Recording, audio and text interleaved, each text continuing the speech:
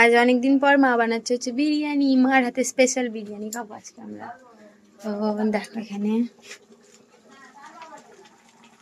চিকেনটা কষা হচ্ছে, একা একা বেরিয়ে গেল।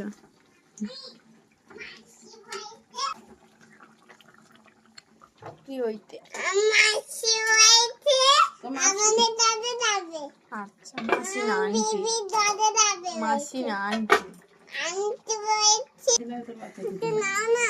হোক, সে তো খেয়ে ফাটিয়ে বলবে একটু দাও না। চিকেনটা খাবে কি করে একটুখানি। তোমার জন্য মাছের ঝোল হয়েছে আর বিরিয়ানিও হয়েছে, তুমি কোনটা খাবে?